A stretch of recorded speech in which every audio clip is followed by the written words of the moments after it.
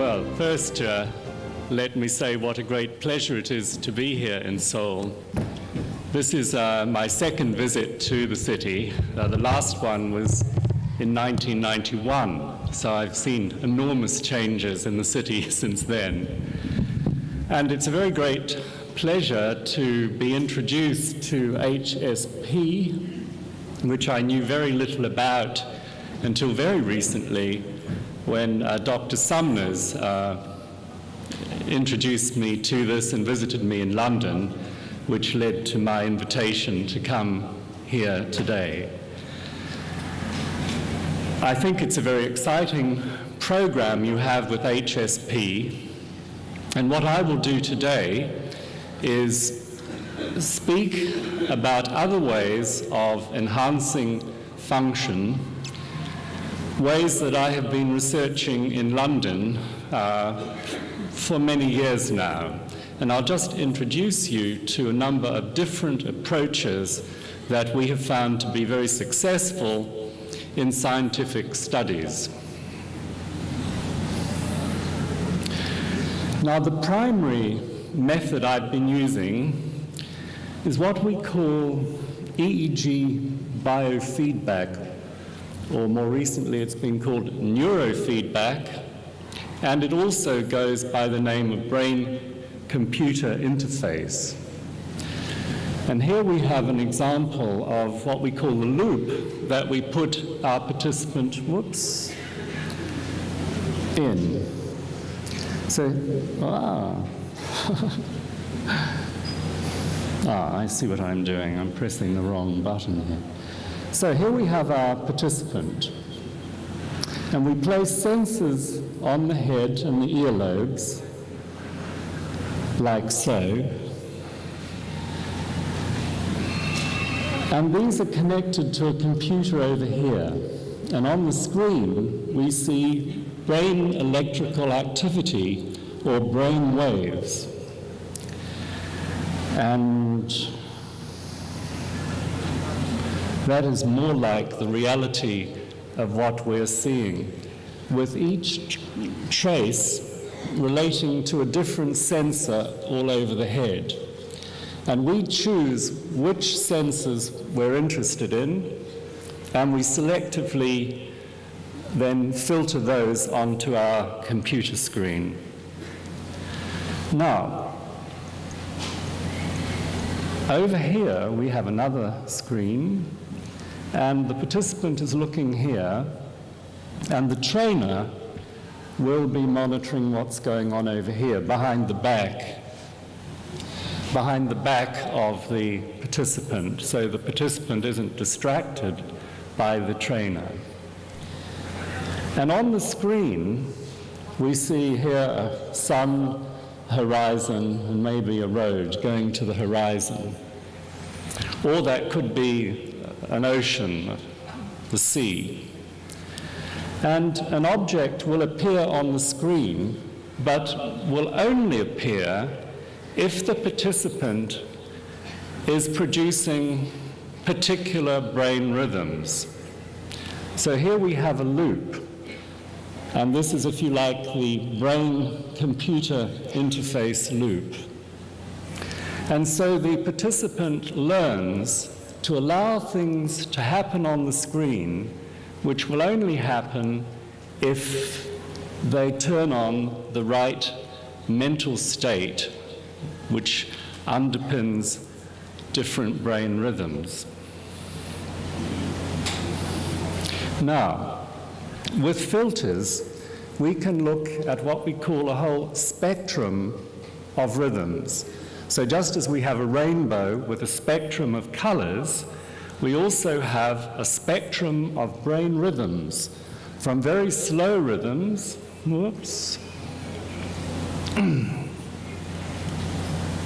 at the top here, to very fast rhythms down the bottom. And these all have different names: delta, theta, alpha, and beta. Now, this is the rhythm we have when we're deeply, deeply asleep. This one, when we're on the border between waking and sleeping. This is the alpha rhythm when we're awake, but we just simply close our eyes. And this is the rhythm that most of us will be producing now, when we've got our eyes open and we're concentrating and listening and looking. So we can selectively train all of those rhythms. Now, the spectrum relates to our arousal state. So when we're sleepy, we have very slow rhythms. When we're excited, we have very fast rhythms. And our attention is also related to those rhythms. When we're sleepy, we find it hard to keep concentrating. Then we have an optimal state, and then if we get too excited, we get distractible and we make mistakes. So by looking at those rhythms, we can both alter how alert we are, also how good our attention is focusing and concentrating. Now, the different rhythms have also been related to different psychological processes. That slow rhythm, theta, and I'll be telling you a lot about that this afternoon, is related to creativity, making unusual associations in memory, and our well-being, feeling very good inside ourselves. The alpha waves are related to learning, and then we have another rhythm I'll tell you about today, the sensory motor rhythm, or SMR for short. And that's related to attention, and this term in cognitive neuroscience we called working memory. That's if someone gives you a brand new telephone number, you have to hold on to that in your memory and concentrate on it so you remember it. That is your working memory. And finally, the beta here is to do with alertness. Now, during a session of training, the different rhythms are color-coded and shown on the screen. So this is at the first minute of the session, and that would be the 25th minute, say. And this is an example of our trying to selectively train up one rhythm. And you see the one in deep blue, it's going along, and then suddenly it takes off and comes down again at the 16th minute. So that is selectively enhancing, in this case, the theta rhythm. Just showing you an example how we can tease apart different rhythms and train them. Now, this neurofeedback has been used by scientists for about 25 years, but it's not been very popular. Now things are changing, and scientists are waking up to the potential of this, and lots of research is now beginning all over the world. But if we look back over even 30-odd years, epileptics who have seizures, and that is a discharge in the electrical activity of the brain, can learn to control their brain rhythms to prevent the seizures starting in the first place. The biggest application around the world is with ADHD.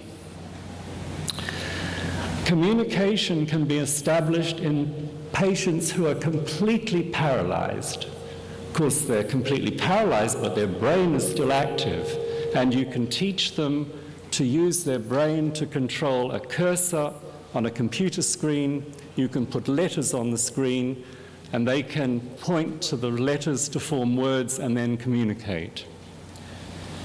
And a big problem in the Western world are people who take stimulant drugs for kicks, and there is no good therapy for this at the moment, but new studies with neurofeedback show that you can make people feel so well inside themselves that they kick their drug habit.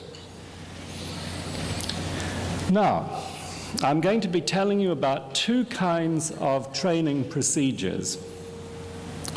One that's to do with controlling the faster rhythms of the brain, and here we use the faster rhythms, the SMR I mentioned, and beta. And this most widely has been used with kiddies with ADHD, because their brains are producing too many slow rhythms and they need the rhythms to be speeded up.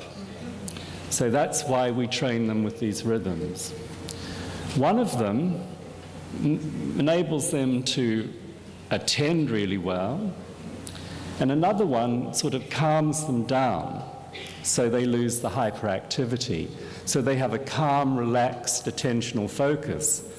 I think just as when you do the brain window, for example. So here we are, and the faster rhythms are done looking at a screen with eyes open. So that's one kind of training procedure. The other one is training up the slow rhythms, the alpha and theta. It's deeply relaxing, gives you self-confidence, makes you feel good, has been very good with people with addictions of different kinds, including alcohol addiction. It takes you into the border state between waking and sleeping. This is called hypnagogia. And that state has famously, for many centuries, been associated with big breakthroughs of creative thought in science and in the arts. So we're training you to get into that particular frame of mind, producing those brain rhythms.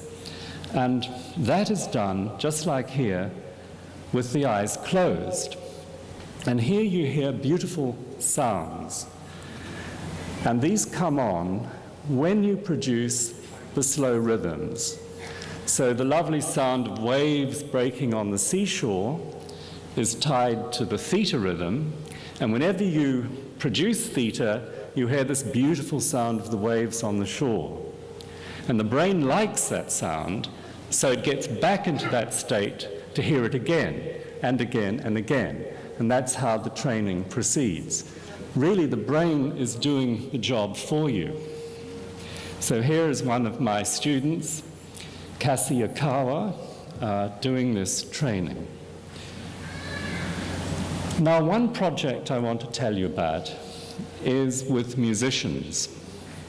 This was done at the oldest conservatoire in London, the Royal College of Music. And I was invited into a project called Zoning In, and I was in charge of the neurofeedback. The students were also taught a mental rehearsal visualization skills program where they would imagine them performing and performing well and improving their performance, all in their imagination. Or they were taught aerobic fitness. And all in all, we had 120 students participate in this study over 3 years. And here, the training is quite brief. The brain likes to do this for about 20 minutes only at a time. Then it gets rather tired.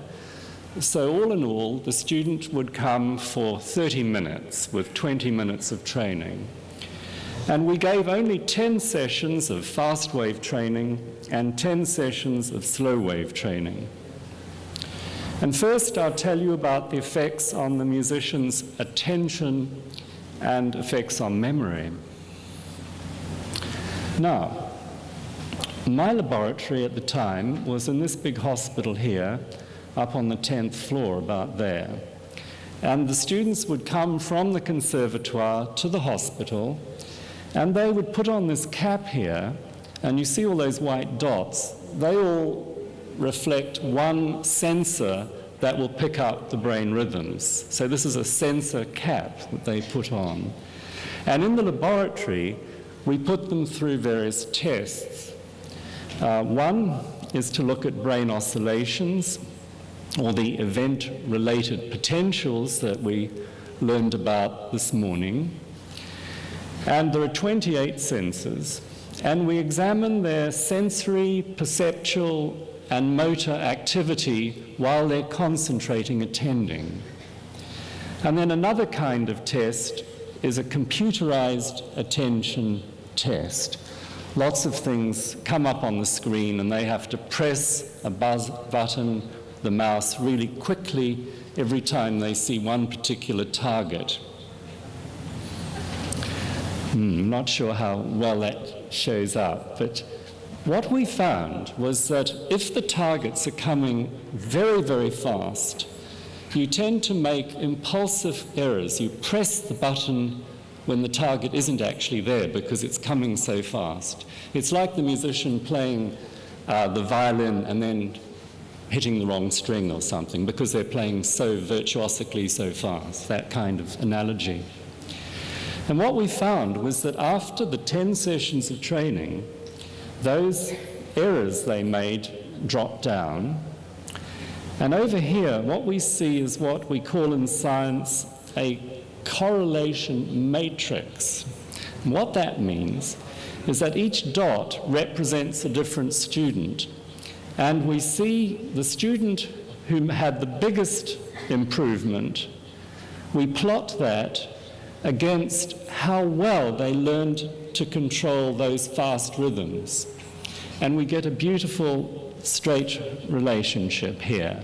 In other words, the student who was the best learner made the biggest change in these computer tests of attention. Wow, I think I'll pass over that. The colors are not carrying on this screen here.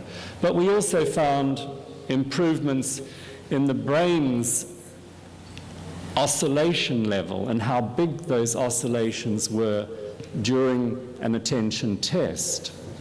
So in other words, these 10 sessions of training, we proved in the laboratory to have very important impact on how the brain processes information, how it attends.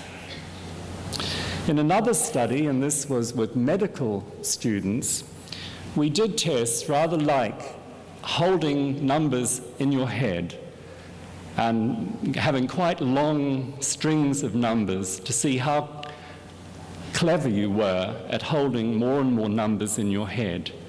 And we tested students before training and then after 10 sessions of training. And we compared different rhythms, training different rhythms in different groups of students to see how well they could do that. And what we see here is a big increase. So the blue bar is how good they were after training and the yellow before training. And if you look along here, you see this big change here, and that is with that sensory motor rhythm training. The rhythm that nicely relaxes the body so you can really focus and concentrate terribly well. And in fact, the amount of improvement was 10%, and the newspapers all around the world carried this headline, memory and medical students improved by 10% with brainwave training. And there was also evidence that these impulsive errors they make when they're trying to work very, very fast also reduced and fell away following this training. Whee! Oh my God. What have I done? Oh, there's something going on here. That was quick. It's making a huge noise here.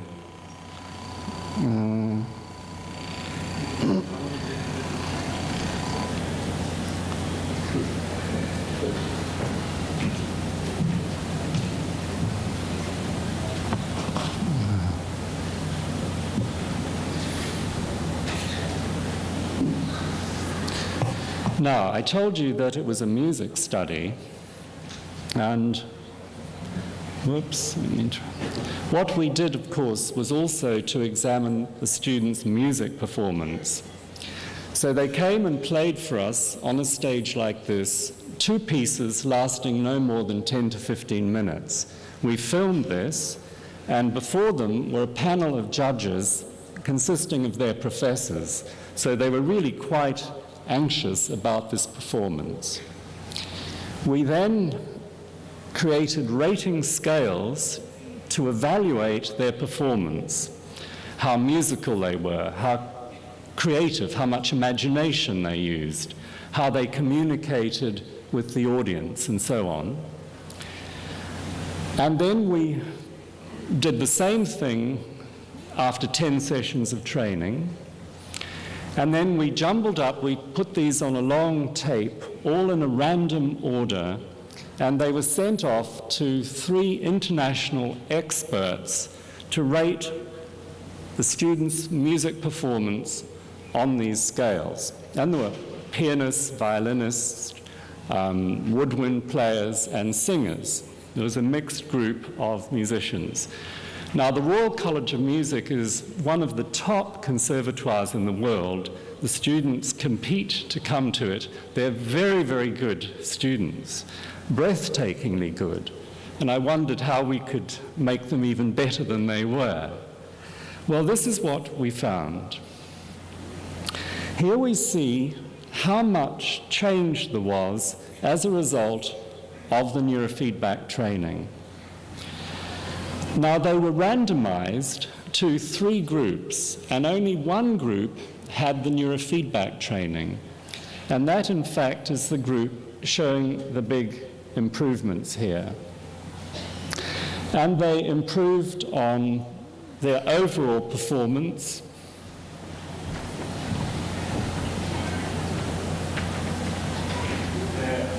their instrumental.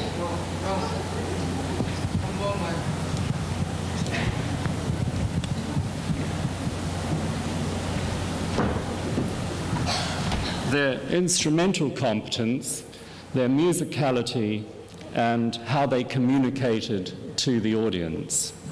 So these were remarkable changes.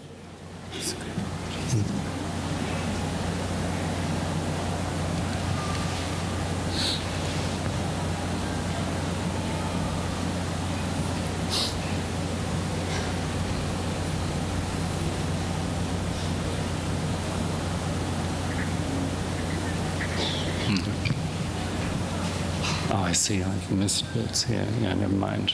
I'll go back to those. Yeah. Okay. That's bigger. We can see that better. Thank you. So what is important here for the scientific study of this is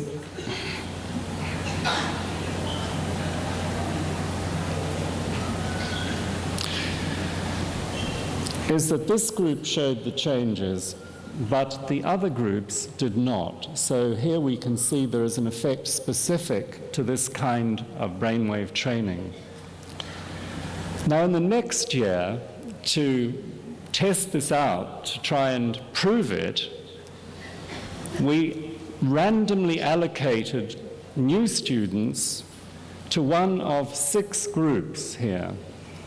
And we isolated the different kinds of neurofeedback training, the fast wave training, SMR and beta, the slow wave training, the mental skills, the exercise program, and the Alexander technique, which is used in all conservatoires around the world. It's a postural relaxation training, and it's stress reducing.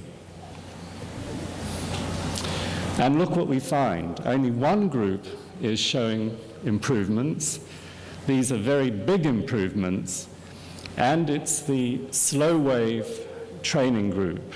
In other words, that's putting them into a state that's close to sleep, the border between waking and sleeping, which had been known to be a very creative state. So they're trained to do this, and while they're doing that training, they can imagine them performing their musical pieces. And yet when they go and perform them, then their music performance has improved quite fantastically. So what we've done is to find clear confirmation or scientific proof that it's the alpha-theta training benefiting artistry in music performance. Some students showed improvements of over 50%. The improvements of the group as a whole were equivalent to 2 class grades, in other words, going from a C to an A. So these were hugely professionally significant changes just due to 10 half-hour sessions of training. Now, Cassie, I mention her because she, as a performing artist, now has an international career within 2 years of completing at the Royal College of Music. And she's a very articulate lady, and this is what she says. During the training sessions, I feel extremely relaxed, as though my mind is able to freely glide with my creative ideas, bringing a new kind of spontaneity and energy to my thought processes. This gives me the ability to explore other areas of creativity that were previously unavailable to me because you're physically playing the piano. So here you're not having to do all that, so your mind, while being in a state of performance, can actually be more creative. It's extremely satisfying to be in the state. It's almost as though I've been introduced to thinking of nothing, which takes me to places where creative possibilities seem boundless. So that gives you a feeling of what it feels like to be in this state by someone who has really put their heart into it and can do it extremely well. She can go into it in front of television cameras, and she now has a considerable professional career as part of a piano duo with a Chinese student who was also at the Royal College of Music, and they're currently playing in New York, for example.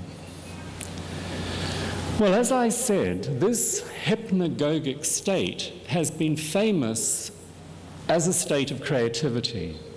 And a British philosopher and writer, Arthur Koestler, wrote a book, The Act of Creation, in 1964. And he tells us about famous scientific discoveries that were made by scientists who allowed themselves to drift into this state.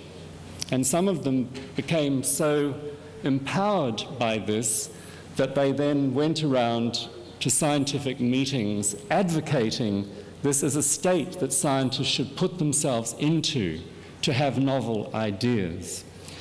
Many, many famous writers have, by trial and error, discovered this to be a creative state for them, and so on.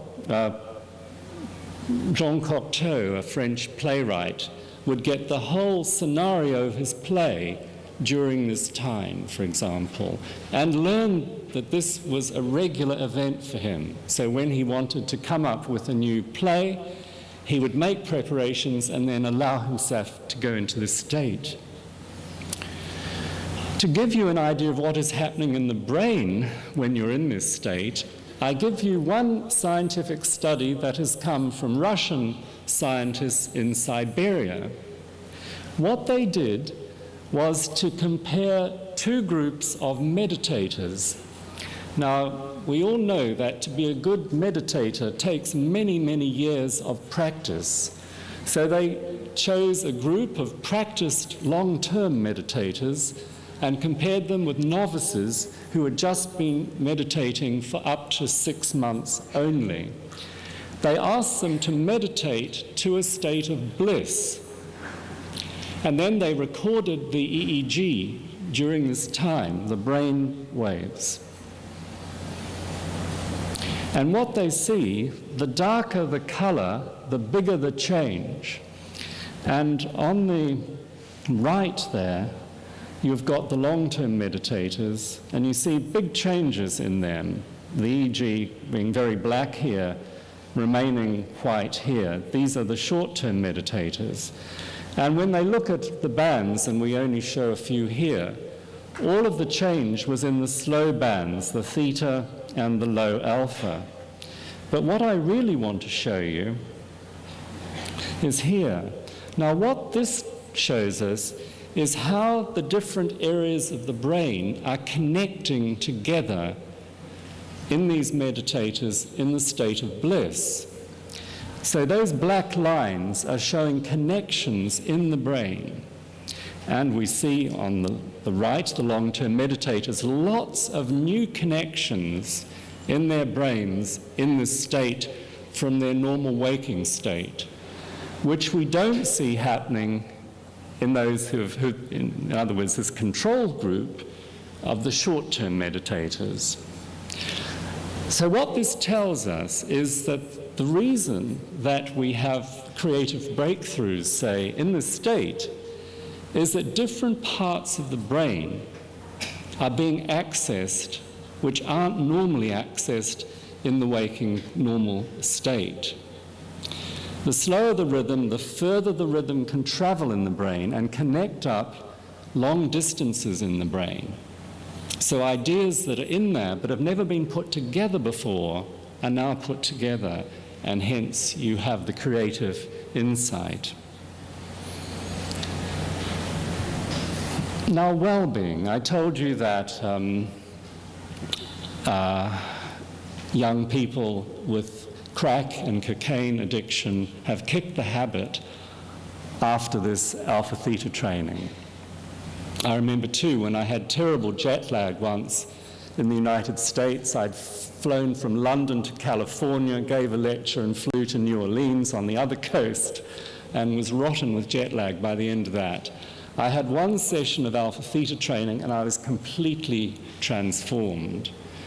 And that was why I thought that this would be a good thing for performing artists. If you could go on stage feeling like that, it had to be a good thing for you. So another kind of study we've done is to take young medical students who are very, very socially anxious and very worried that here they are in a caring profession where they'll interact with people, but they have huge anxieties actually about relating to other people. So we trained them, we again randomized them to a control group and the real group, gave them 10 sessions of the alpha theta training and looked to see how they felt in themselves. And on rating scales, which have been used all over the world, it's called the Profile of Mood States, or POMS. After this training, they were more energetic, confident, composed, agreeable, and felt an elevated mood. They were no longer depressed about being so anxious. And the control group, they were more composed, but they were also more tired. So here was an example of, in just 4 weeks, changing the social anxiety level in these medical students. That shows the increase in composure, agreeableness, elevated mood, confidence, energy. Now, dance performance. We'd showed that we could improve music performance. What could we do for dancers? Here we used the university ballroom and Latin dance team. And this was done at Imperial College in London. And here we used another kind of training as well. And I thought I'd mention this because I know there's interest here in heart rate rhythms. Now, if we look at our changes in our heart going beat, beat, beat, the beat is very irregular, and through the day we see patterns like so. They look very noisy. Now, what we can do by practicing our breathing is produce this beautiful regular rhythm here, what we call a coherent rhythm. And if we look at it during the day, it looks like so. Now here, a colleague of mine took one of the world's #1 golfers, Len Hodes, and measured this through a day. And only at one time of the day did this golfer show this coherent change in heart rate activity, and that was here. And that was when he was actually playing a game of golf. i.e., this is what he loves to do. His whole career has been based around it, so that when he gets into this, it's like being in a flow state. What we see here is how regular it is during this part of the day, and then he gets into it. On the side here, we see how fast his heart is beating, and you see that playing golf, his heart is beating faster than here, and yet it's coherent. So it's not the same as being simply in a relaxed state of mind. It's not relaxation training, in other words. And furthermore, if we look at him making putts, golf putts, and we look at an eagle putt, we see before he hits the ball here, this beautiful coherent change in the heart rate variability. Compare that with when he misses. This is where he's hitting the ball, and look how incoherent, how noisy and chaotic the heart rate was there. So by getting into this flow state, you're then preparing yourself to optimize your performance. Well, again, students in the dance team were randomized to slow wave brainwave training, this heart rate coherence training, or into a control group. And this took 5 weeks of training. It so happened, and we asked them to keep performance diaries, so we knew how much they were practicing dancing during that time. And it turned out, by chance, that the control group practiced much more than the other two groups. But the other two groups, as we videoed them, and then the video clips were sent off to dance experts who rated them, not knowing whether any clip was before training or after training or to what group they belonged. And you see that both those training groups, both the heart rate training and the alpha theta training, dance performance improved relative to the controls. And again, these were professionally significant improvements. In fact, the dance experts said you simply don't get changes like that normally in merely 5 weeks of training. Now, a different technique I want to introduce to you. This involves self-hypnosis training with visualization. Visualization is where you imagine a particular scenario in your head while you're hypnotized. And this has been most used in the world for patients with cancer, where they imagine they have a healthy body and immune system which is fending off the nasty germs and viruses that come into the system. And with students, we've given them the idea of having dolphins patrolling their bloodstream and gobbling up the viruses that leak in. And our latest approach is to actually use virtual reality to see if we can actually even enhance this process all the more. Now, first of all, the reason I did this, and now I'm going from soft neuroscience to hard neuroscience, is that for many years I've been interested in what hypnosis does to the brain. Does it do anything? Or is it like all in the mind? Is it all just suggestion? Is it all just role-playing with the hypnotist? Many scientists think it is. Over years, we have shown that the frontal lobe of the brain, the part here, which is involved with many of our higher thinking processes, undergoes important changes becomes disconnected even with hypnosis. And people who are talented at being hypnotized, and we know not everybody can be easily hypnotized, are in a different brain state than people who are low in their hypnotizability. What we did was to put them in a brain scanner. This is an fMRI scan. We hypnotize them, and then with eyes open, they do a complicated attention task, which involves many levels of conflict. In the scanner then, what you see here is these are the brains looking from the top down, the left side, the right side, and this is looking at the brain side on. Here we have the scans of the people who are low at hypnotizability. These are the highs. When you see the colors, this means the brain is needing much more oxygenation to do the task properly. And what we see, and this is without hypnosis, this is before hypnosis, that the lows need a lot more activity in their brains to do this conflict attention task. The highs, you see, are completely dark. They're just doing it in their stride. There's no change in their brain as a result of having to do this quite difficult task. But when we hypnotize them, we see a complete reversal. Now see how the highs have lit up all over here, and these are actually the frontal regions of the brain. The hypnosis is damping down the frontal regions of the brain, and now they need much more energy to be able to do this difficult task than before.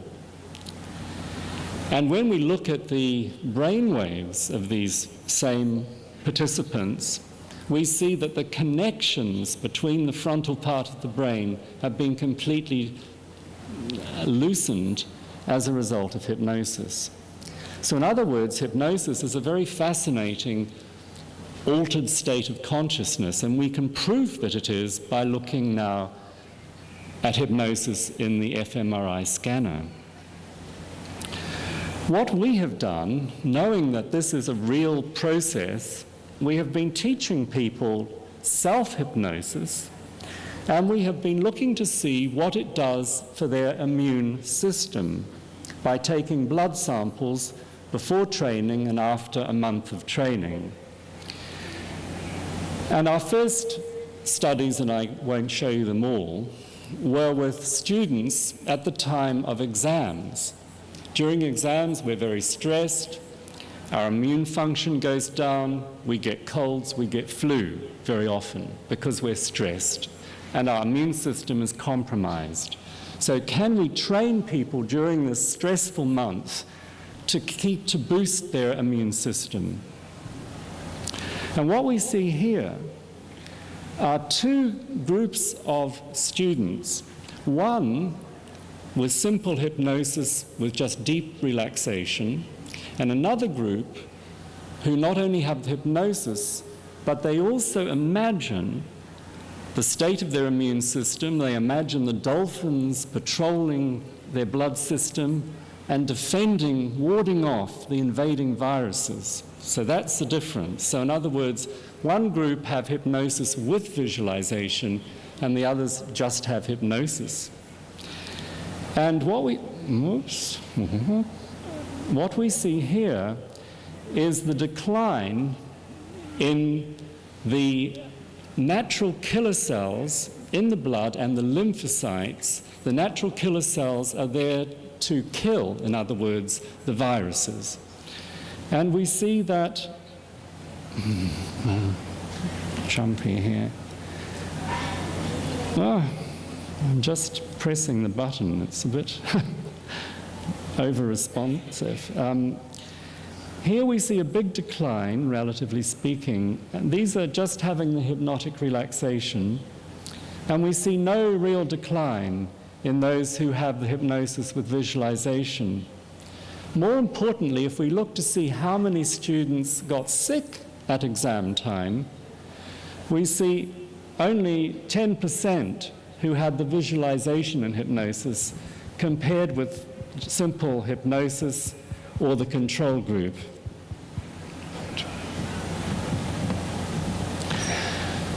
Now, when these results were published, a Japanese society came to me and asked me, would I validate their particular form of healing, which they call Jo-rei, which means purification of the spirit.